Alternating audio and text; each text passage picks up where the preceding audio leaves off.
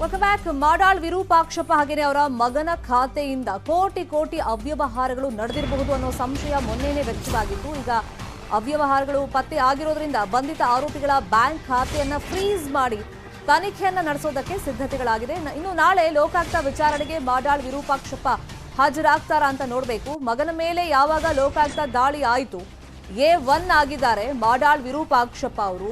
FIR ದಾಖಲಾಗ್ತಾ ಇದ್ದಂತೆ ಅಬ್ಸ್ಟ್ಯಾಂಡ್ ಆಗಿದ್ದಾರೆ. ಅಜ್ಞಾತ ಸ್ಥಳದಲ್ಲೇ ಕೂತ್ಕೊಂಡು ನಿರೀಕ್ಷಣಾ ಜಾಮೀನಿಗೆಲ್ಲ ಅರ್ಜಿಯನ್ನ ಸಲ್ಲಿಕೆ ಮಾಡ್ಕೊಂಡಿದ್ರು. ಆದ್ರೆ ಅವ್ರಿಗೆ ಸದ್ಯಕ್ಕೆ ಸಿಕ್ಕಿಲ್ಲ. ಈಗ ನಾಳೆ ಅವರು ವಿಚಾರಣೆಗೆ ಹಾಜರಾಗ್ತಾರಾ ಅನ್ನೋದನ್ನ ನೋಡ್ಬೇಕಾಗುತ್ತೆ. ನಾಳೆ ಅವರು ವಿಚಾರಣೆಗೆ ಹಾಜರಾದ್ರೆ ಈಗ ಲೋಕಾಯುಕ್ತ ಅಧಿಕಾರಿಗಳ ಸಿದ್ಧತೆಯನ್ನ ಮಾಡ್ಕೊಂಡಿದ್ದಾರೆ. ಮಾಡಾಳ್ಗೆ ಕೇಳಬೇಕಾಗಿರುವಂತ ಸುಮಾರು 50 ಪ್ರಶ್ನೆಗಳನ್ನ ಸಿದ್ಧ ಮಾಡ್ಕೊಂಡಿದ್ದಾರೆ. ಈಗ ಹಾಜರಾಗದೇ ಇದ್ರೆ ಏನಾಗುತ್ತೆ? ಚನ್ನಗಿರಿ ಶಾಸಕರಿಗೆ ಮತ್ತಷ್ಟು ಸಂಕಷ್ಟ ಆಗುವಂತ ಸಾಧ್ಯತೆಗಳಿದೆ.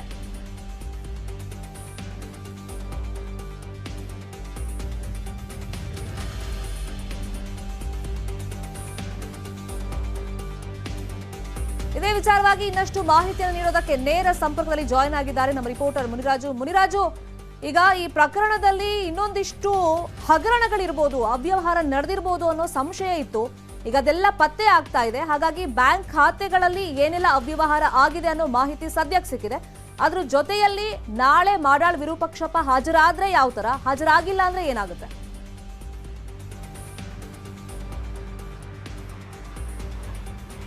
ಶರ್ಮಿತಾ, ಏನು ಈಗಾಗಲೇ ಈ ಒಂದು ಪ್ರಕರಣದಲ್ಲಿ ಈಗಾಗಲೇ ಏನು ಪ್ರಶಾಂತ್ ಮಾಡಾಳ್ ಅವರನ್ನ ಈಗಾಗಲೇ ಲೋಕಾಯುಕ್ತ ಅಧಿಕಾರಿಗಳು ಒಂದು ಬಂಧನ ಮಾಡಿ ಜೈಸಿಗೆ ಕಳಿಸಿದ್ದಾರೆ. ಮತ್ತೆ ಈ ವೇಳೆ ಅವ್ರ ಮನೆಯಲ್ಲಿ ಸುಮಾರು ಒಂದು 6 ಕೋಟಿ ಹಣ ಏನು ಪತ್ತಾಗಿತ್ತು. ಮತ್ತೆ ಆ ಸಂದರ್ಭದಲ್ಲಿ ಕೆಲವು ಬ್ಯಾಂಕ್ ದಾಖಲೆಗಳು ಮತ್ತೆ ಬೇರೆ ಬೇರೆ ಒಂದು ಡಾಕ್ಯುಮೆಂಟ್ಸ್ ಅನ್ನು ಸಹ ಲೋಕಾಯುಕ್ತ ಅಧಿಕಾರಿಗಳು ತಮ್ಮ ವಶಕ್ಕೆ ಪಡ್ಕೊಂಡಿದ್ರು. ಇದರಲ್ಲಿ ಕೆಲವು ಪ್ರಮುಖವಾಗಿ ಬ್ಯಾಂಕ್ ಖಾತೆಗಳನ್ನ ಲೋಕಾಯುಕ್ತ ಅಧಿಕಾರಿಗಳು ಪರಿಶೀಲನೆ ಮಾಡಿದ್ದಾರೆ. ಈ ವೇಳೆ ಕೆಲವು ಟ್ರಾನ್ಸಾಕ್ಷನ್ ಸಹ ಅವರಿಗೆ ಕಂಡು ಬಂದಿರುತ್ತದೆ.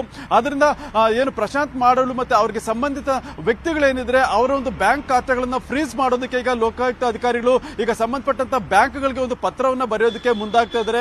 ಯಾಕಂದ್ರೆ ಲೋಕಾಯುಕ್ತ ಅಧಿಕಾರಿಗಳ ತನಿಖೆ ವೇಳೆ ಯಾವುದೇ ರೀತಿಯ ಒಂದು ಬ್ಯಾಂಕ್ ಅಕೌಂಟ್ಸ್ ಆಗಲಿ ಮತ್ತೆ ಬೇರೆ ಒಂದು ಚಟುವಟಿಕೆಗಳು ಸಹ ಒಂದು ತಡೆ ಆಗ್ಬೇಕಾಗುತ್ತೆ. ಏನು ಸಹ ವಹಿವಾಟು ಅಥವಾ ಟ್ರಾನ್ಸಾಕ್ಷನ್ ಸಹ ನಡಿಬಾರ್ದು. ಯಾಕಂದ್ರೆ ತನಿಖೆ ಇನ್ನು ಅಂಡರ್ ಪ್ರೋಸೆಸ್ ಇರೋದ್ರಿಂದ ಅವುಗಳನ್ನ ತಮ್ಮ ಸುಪರ್ದಿಗೆ ಪಡ್ಕೊಳ್ಳುವಂಥದ್ದು ಅಧಿಕಾರಿಗಳ ಒಂದು ಕೆಲಸ ಆಗಿರುತ್ತೆ. ಆ ಸಲುವಾಗಿ ಈಗ ಲೋಕಾಯುಕ್ತ ಅಧಿಕಾರಿಗಳು ಅವ್ರಿಗೆ ಪ್ರಶಾಂತ್ ಮಾಡಾಳ್ ಮತ್ತೆ ವಿರೂಪಾಕ್ಷಪ್ಪ ಇವರಿಗೆ ಸಂಬಂಧಪಟ್ಟಂತ ಒಂದು ಕೆಲವು ಬ್ಯಾಂಕ್ ಅಕೌಂಟ್ಸ್ ಅನ್ನ ಒಂದು ಲಿಸ್ಟ್ ಅನ್ನ ಪತ್ತೆ ಮಾಡಿದ್ದಾರೆ. ಎಲ್ಲೆಲ್ಲಿ ಯಾವ್ಯಾವ ಬ್ಯಾಂಕ್ಗಳಲ್ಲಿ ಇವರ ಖಾತೆಗಳಿದೆ ಮತ್ತೆ ಎಷ್ಟು ಖಾತೆಗಳಿದೆ ಅನ್ನೋದನ್ನ ಪಟ್ಟಿಯನ್ನ ತಯಾರು ಮಾಡಿ ಈಗ ಸಂಬಂಧಪಟ್ಟಂತ ಒಂದು ಬ್ಯಾಂಕ್ನವರಿಗೆ ಒಂದು ಪತ್ರ ಬರೆದು ಆ ಅಕೌಂಟ್ಗಳನ್ನ ಫ್ರೀಸ್ ಮಾಡಿ ಯಾವುದೇ ಟ್ರಾನ್ಸಾಕ್ಷನ್ ಮಾಡೋದಕ್ಕೆ ಒಂದು ಅವಕಾಶವನ್ನ ಕೊಡಬೇಡಿ ಅಂತೇಳಿ ಒಂದು ಪತ್ರ ಬರೆಯೋದಕ್ಕೆ ಈಗ ಮುಂದಾಗ್ತಾ ಇರುವಂತದ್ದು. ಮತ್ತೆ ಇದೇ ವೇಳೆ ಏನು ಮಾಡಾಳ್ ವಿರೂಪಾಕ್ಷಪ್ಪ ಅವರನ್ನ ಈಗ ಲೋಕಾಯುಕ್ತ ಅಧಿಕಾರಿಗಳು ಇನ್ನೂ ಶೋಧ ಮಾಡ್ತಾ ಇದ್ದಾರೆ. ಅವ್ರು ಎಲ್ಲಿದ್ದಾರೆ ಮತ್ತೆ ಬೆಂಗಳೂರಲ್ಲಿದ್ದಾರ ಅಥವಾ ದಾವಣಗೆರೆ ಅಥವಾ ಬೇರೆ ಎಲ್ಲಿದ್ದಾರೆ ಅನ್ನೋದ್ರ ಬಗ್ಗೆ ತನಿಖೆಯನ್ನು ಸಹ ಮಾಡ್ತಾ ಇದ್ದಾರೆ.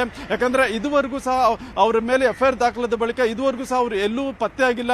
ಅದರಿಂದ ಅವರನ್ನು ಸಹ ಒಂದು ವಿಚಾರಣೆಗೆ ಒಳಪಡಿಸಬೇಕಾಗಿರೋದ್ರಿಂದ ಅವರ ಒಂದು ವಿಚಾರಣೆಗೆ ಈಗಾಗಲೇ ಲೋಕಾಯುಕ್ತ ಅಧಿಕಾರಿಗಳು ಒಂದು ತಂಡವನ್ನ ರೆಡಿ ಮಾಡಿದ್ದಾರೆ. ಮತ್ತೆ ಸುಮಾರು 50ಕ್ಕೂ ಹೆಚ್ಚು ಪ್ರಶ್ನಾವಳಿಗಳನ್ನ ರೆಡಿ ಮಾಡಿಕೊಂಡು ಅವರು ಒಂದು ಕ್ವಶನ್ ಮಾಡೋದಕ್ಕೆ ಮುಂದಾಗಿ ತಯಾರಿಯನ್ನ ನಡೆಸಿಕೊಂಡಿರುವಂತದ್ದು. ಯಾಕಂದ್ರೆ ಪ್ರಶಾಂತ್ ಮಾಡಾಳ್ ಮನೆಯಲ್ಲಿ ಸುಮಾರು ಒಂದು 6 ಕೋಟಿ ನಗದು ಹಣ ಸಿಗುತ್ತೆ. ಮತ್ತೆ ಅವ್ರ ಕಚೇರಿಯಲ್ಲಿ 2 ಕೋಟಿ ಸಿಗುತ್ತೆ.